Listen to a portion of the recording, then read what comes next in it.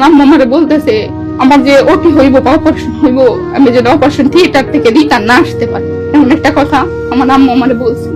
কিন্তু তখন আমি এতটা নিরুপায় ছিলাম, না আমার হাজবেন্ডকে কিছু বলতে পারি, না আমার ফ্যামিলিরে। পড়াশোনা করি, পড়াশোনার মাধ্যমে তোমার সাথে আমার পরিচয়, এভাবে আমাদের রিলেশনটা হয়। হওয়ার পরে দীর্ঘ 1 বছর আমাদের রিলেশন চলে।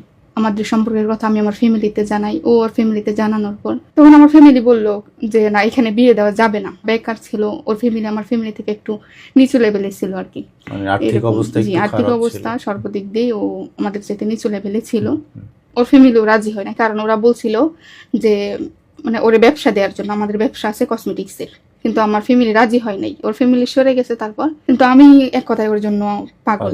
আমি বলছি যে না, আমি ওর ছাড়া থাকতেই পারবো না, তোমরা যদি না দাও তাহলে আমি কি করবো আমি জানি না। তারপরে এইভাবে আমার ফ্যামিলিও মানে না, ওর ফ্যামিলিও মানে না। একদিন ওর সাথে আমি দেখা করতে যাই, দেখা করার পরে আমি ওরে বলতেছি তুমি আমারে নিয়ে যাও, না হয়তো আমি থাকবো না। তারপর আপনি অলরেডি বাসা ছেড়ে বের হয়ে গেছিলেন? আমি বাসা ছেড়ে বের হয়ে গেছি। যাওয়ার পর ও আবার কি করছে, মানে ও চাইতেছে যেন আমাদের ফ্যামিলির মাধ্যমে আমাদের বিয়েটা হয়। তারপর ও আমার ফ্যামিলিতে কল দিছে। তারপর আমার আম্মু আর আমার ছোট বোন যায় নিয়ে আসছে আমারে। তারপর আমি বলতেছি যে তোমরা যদি বিয়ে না দাও তাহলে আমি মানে সুইসাইড করবো। তারপর আমার পাগলামি দেখে আমার বড় ভাইয়া রাজি হলো। ফার্স্টে বড় ভাই আমার ফ্যামিলি রাজি করে, আচ্ছা ঠিক আছে। তারপর আমাদের কোর্ট ম্যারেজের মাধ্যমে বিয়েটা হয় ফ্যামিলিগতভাবে। জি, কিন্তু ওর ফ্যামিলি ছিল না, ওর ফ্যামিলি থেকে ছিল শুধু ওর ভাই। তারপরে এভাবে 1 মাস চলে যায়। 1 মাস চলে যাওয়ার পরে ও আমাকে একদিন ওর বাড়িতে নিয়ে যায়। নিয়ে যাওয়ার পরে ও নাইট ডিউটি করতো, একটা অফিসে জব করতো আর কি। তখন আমার এটা পছন্দ ছিল না, কারণ বিয়ের ফার্স্ট এভাবে নাইট ডিউটি করে এটা আমি অ্যাকসেপ্ট করতে পারি না। আমি ওরে বলছি যে তুমি ডেতে ডিউটি নাও, এরকম ভাবে ডিউটি নাই। কিন্তু আমার কথা শুনতে রাজি না। তখন আমাদের মধ্যে একটু দ্বন্দ্ব সৃষ্টি হয়। ইভেন ওর কোনো ছুটিও ছিল না, সাপ্তাহিক ছুটি।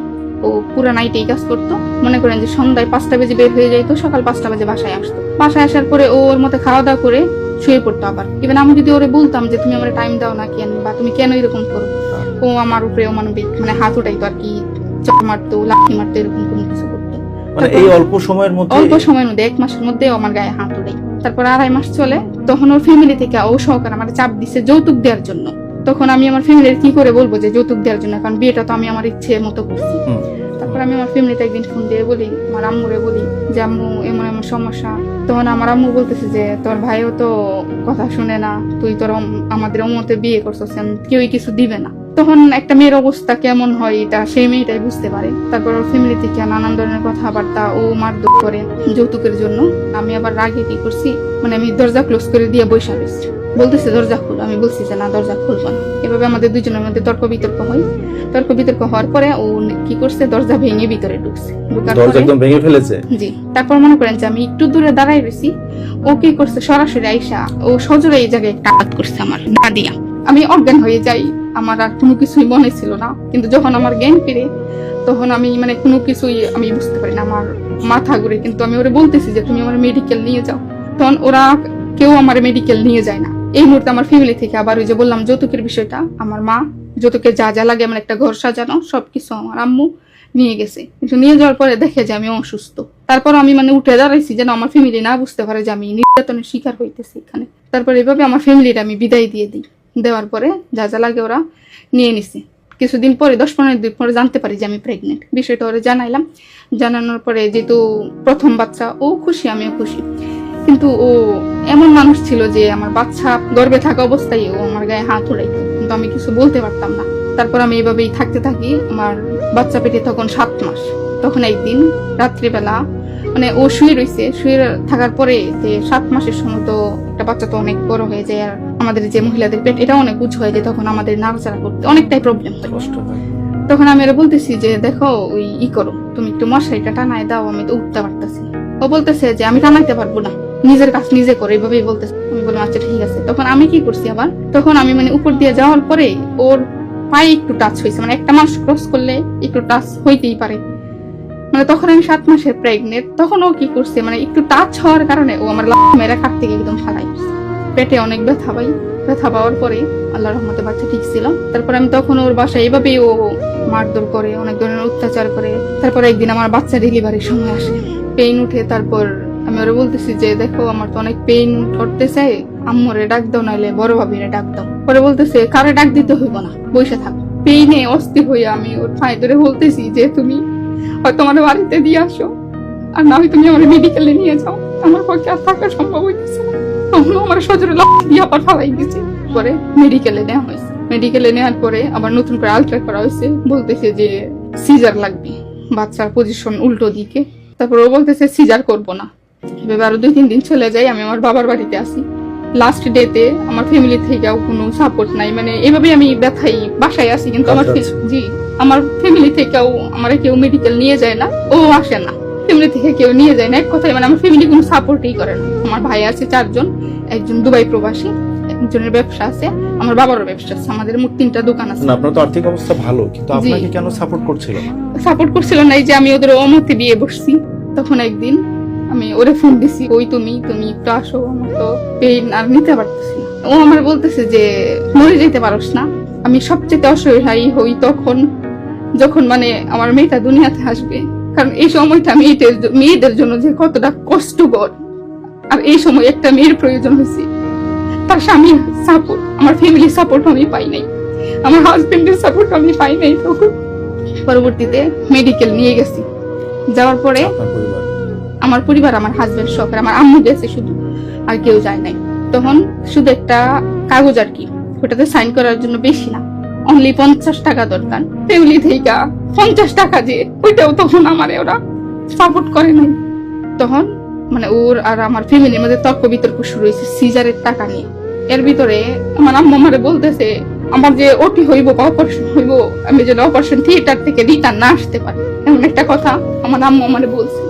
কিন্তু তখন আমি এতটাই নিরুপায় ছিলাম না, আমার হাজবেন্ডকে কিছু বলতে পারি না, আমার ফ্যামিলিরে, আর এদিকটা তো বাচ্চা হওয়ার পেন আছে।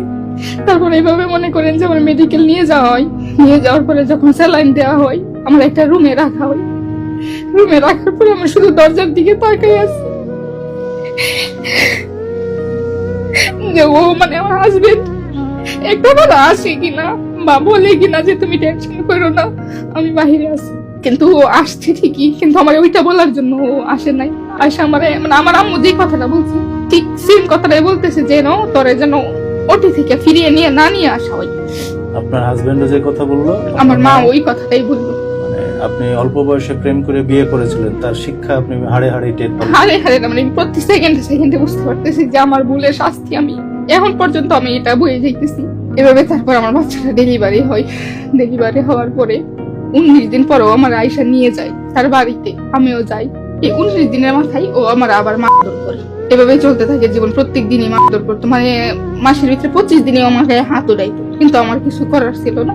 আমি এইভাবে মেনে নিতাম সবটা। তারপর হঠাৎ একদিন আমি বললাম যে তুমি যে আমার এইভাবে মারধর করো, যদি কোনো কিছু করি বা সুইসাইড করি তাহলে কি তোমার ভিতরে শান্তি হইব? তারপর রাত্রিবেলা আমার বলতেছে কি, মানে ও নিজেই কি করছে, আমার যে 2টা ওড়না ছিল রুমে, 2টা ওড়না দিয়া একটা ফাঁসি ধরে যেভাবে টানানো হয় ওইভাবে ও সিলিং এ টানায়া ও বলতেছে ইচ্ছে হলে তুই ঝুলে পড়। তখন আমি আমার মেয়ের দিকে তাকায়া মেয়েটারে কুলে দিয়ে আমি চিন্তা করলাম যে আমি যদি আমার লাইফটা শেষ করে দিই মেয়েটার কি হইব। এভাবে আমি থাকি। তখন আমার বিয়ের 5 বছর হয়ে যায়। হঠাৎ একদিন ও মেয়েরে নিয়ে টিকটক করি, যেটা আমার পছন্দ না। তখন আমার ইচ্ছা হয়েছে যে আমি মেয়েরে মাদ্রাসায় পড়াবো, তুমি কেন ওরে নিয়ে টিকটক করো। ইভেন ও সংসারে মনে করেন কোনো কিছু আনে না, ও টিকটকের যে যাবতীয় জিনিসপত্র এগুলো নিয়ে টিকটকের যে সরঞ্জাম দরকার সেগুলো নিয়ে ব্যস্ত, ওগুলো কেনাকাটা করছে, সংসারের কেনাকাটা নিয়ে তার কোনো মনোযোগ নাই। তারপরে এইভাবে আমাদের মধ্যে একটা ঝগড়া শুরু হয়ে যায়। তো ওর ফ্যামিলি ওরে কিছু বলতো না। তখন আমিও আমার মতো করে ওর সাথে ব্যবহার শুরু করে দিই, যার সম্ভব না, অনেক কিছু সহ্য করছি। তোমার যদি ইচ্ছা না হয় 10 জন ডাক দিয়ে তুমি আমারে দিয়ে দাও, এভাবে সংসার করা সম্ভব না। তখন ও অশ্লীল ভাষায় আমারে বলতেছে যে তুই যদি এক বাপের মেয়ে হয়ে থাকোস, তুই যদি তোর জন্ম যদি এক হয় তাহলে তুই আমার ডিভোর্স দিয়ে দিবি। তখন আমি ওর এবার রিপ্লাই করছি, আমার জন্ম না হয় ঠিক না, যে কারণে আমি তোর সংসারে এখনো পড়ে আছি। তোর জন্ম তো ঠিক, তোর বাবা তো একজন মসজিদের আলেম, তুই আমার ছেড়ে দে। ও কি করছে, এক কথায় 3 তালাক দিয়ে দিছে। তো একটা মেয়ের লাইফে মনে করেন এই 3টা বাক্য শোনা একটা মেয়ের লাইফে যে কতটা কষ্ট যে পাইছে ওটা সেই বলতে পারবো। তারপর আমি নিজের ভিতর থেকে শক্ত করে নিই। তখন আমার শাশুড়ি আসার পরে আমি ওনারে জড়াই ধরে বলতেছি, মা আপনার ছেলে তো এই কাজ করছে।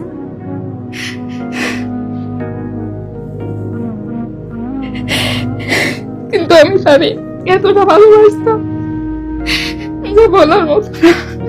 এক কথায় বলতে গেলে মানে আমার কাছে মনে হইতো যে ওই আমার পুরোটা পৃথিবী, ওই আমার দুনিয়া। মানে বাসা থেকে বের হয়ে যাই, আমি আমার বাসায় ফোন দিয়ে বড় ভাইয়ারে বলতেছি যে ভাইয়া বাবুনির আপু তো ভাইয়া বলতেছে তুমি বসো আমি আসতেছি। কিন্তু এই 5 বছরের ভিতরে যে আমার উপরে এত অমানবিক কথা রয়েছে, আমার ফ্যামিলি বা আমার যে 4টা ভাই আছে কখনো যায় নাই যে যায় দেখি বোনের কি অবস্থা বা কেমন আছে, বলে আসে নাই। তারপর আমার ভাইয়া যায় আমার বাসায় নিয়ে আসে, আমি আমার মেয়েটারে নিয়ে বাড়িতে চলে আসি। আসার পরে 2 দিন ভালো যাই, তখন ফ্যামিলি থেকে নানান ধরনের কথাবার্তা শুনতে হয় যে আমারই সব দোষ। তারপর আমি ডিভোর্স দিয়ে দিই ওরে। আমি তখন আমার মেয়েটারে নিয়ে বাবার বাসায় থাকি, খাই, অনেক কথা শোনাইতো। মানে আমি খাবার খাইতে গেলে অনেক সময় ওরা করতো, বলতো যে ইনকাম করার জন্য। কিন্তু তখন জি আমার আপন বাবা মা ভাইয়ারা তো দেখতেই পারতো না। আমার আপন বাবা মা যখন এভাবে বলতো তখন আমার মানে অনেক হিট লাগতো ভিতরে। আমার বাবা মা তো আর করার কিছু করতে পারবো না, যেটা বাইরা সাপোর্ট করে না, কারণ ইনকাম তো বাইদের হাতে, বাবা মার তো ইনকাম নাই। তারপর আমি আবার কি করছি, মেরে ওর বাড়িতে পাঠাইছি যাওয়ার জন্য। গেছে ও আবার মেয়েরে রাখছে, যেহেতু আমার পক্ষে আমার মেয়েরে রাখা পসিবল হইতেছে না, কারণ ও বাচ্চা মানুষ, ও এটা আবদার করে ওটা আবদার করে। কিন্তু আমার হাতে তো 10 টাকা নাই যে আমি আমার মেয়ের একটা সাধারণ একটা চিপস কিনে দেবো। তারপর আমি সিদ্ধান্ত নিলাম যে আমি মানে বাহিরে চলে যাব। পাসপোর্ট তৈরি করার পরে আমি অনেক চেষ্টা করতেছি বাহিরে যাওয়ার জন্য, কিন্তু আমার কোনো জায়গায় হইতেছে না আমার পাসপোর্টে। তখন আমার 22 বছর চলে রানি, 22 বছরের কোথাও ভিসা হয় না। আমি আমার ফ্যামিলি থেকে এমন কথাও শুনছি, ফ্যামিলির যে বড় ভাবি বলতেছে যে এত কষ্ট করার কি দরকার, এক নাইটের জন্য কারোর কাছে গেলেই তো 500 টাকা দিয়ে দেয়। আমি কাউরে কিছুই বলতে পারতাম না, শুধু মুখ বুঝে আমি সহ্য করতাম আর শুধু কান্না করতাম। তারপরে আমি বাইরে যাওয়ার জন্য এইভাবে নানান জায়গায় পাসপোর্ট দেই, কিন্তু আমার কোথা থেকে ভিসা হয় না। এখন মনে করেন যে একটা মেয়ে বিভিন্ন জায়গায় গেলে অনেক ধরনের আমি বাজে প্রস্তাব পাইছি, যেটা আমি মিথ্যে বলবো না, গায়ে টাচ করার মানে চেষ্টা করি। কিন্তু আমার কথা হয়েছে যে আমি ডিভোর্স হয়েছি, তার মানে এই না যে আমার অন্য লাইনে যাইতে হবে। আমি আমার চেষ্টা দিয়ে আমি হালাল ভাবে চলার চেষ্টা করবো। আমার জেদ হয়েছে, এটা খুব শক্ত ছিলাম। মানে আমরা যখন এরকম ভাবে কেউ প্রস্তাব দিত, আমি ওই জায়গাটা পরিত্যাগ করে ফেলতাম, কারণ আমি ডিভোর্সি হয়েছি। তার মানে এই না যে আমার দেহ দিয়ে আমার কোথাও যাইতে হইব। একটা নারীর সবচাইতে অমূল্য সম্পদ হয়েছে তার দেহ, তার ইজ্জত। আমি কেন ওইটা একদম টিস্যু পেপারের মতো একজনের হাতে দিয়ে দিব? আমি চেষ্টা করতেছি হালাল ভাবে যাওয়ার জন্য। তারপর আমি 2 বছর মনে করেন 2024 সাল পর্যন্ত এভাবে আমি যাওয়ার চেষ্টা করি, কিন্তু না, আমার পক্ষে ইম্পসিবল হয়ে যায়, আমি কোথাও যাইতে পারতেছি না। তারপর হঠাৎ একদিন একজনের সাথে আমার পরিচয় হয় ওইখান থেকে, এজেন্সি থেকে। তখন উনি আমার বলতেছে যে আপনি কি পেশায় যেতে চান। আমি বলছি যে ভাই আমার কাছে তো কোনো টাকা পয়সা নাই, আপনি আমার খাদ্যামা বিষয়ে পাঠান, যেটাকে বাসা বাড়ির কাজে বলে। তখন আমার মাইন্ডে শুধু কাজ করতেছে যে আমি আমার ফ্যামিলি থেকে বা এই দেশ থেকে আমি অনেক দূরে যাইতে চাই।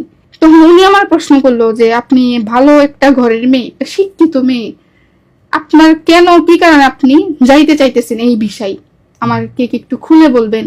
তখন আমি ওনারা বলতে চাই না, কারণ আমার পুরুষ মানুষের প্রতি এত বাজে ঘৃণা আর এত ভাবে বিশ্বাস উঠে গেছে বলার মতো না। পরে আমি উনার একদিন প্রশ্ন করছি যে ভাইয়া আপনার কি সমস্যা, আমি এই বিষয়ে যাইতেছি। বলতেছে না, আমি শুধু জানতে চাই যে আপনি কেন যাইতে চাইতেছেন এরকম একটা বিষয়, আপনি তো অন্য বিষয়ে যাইতে পারেন টাকা দিয়ে।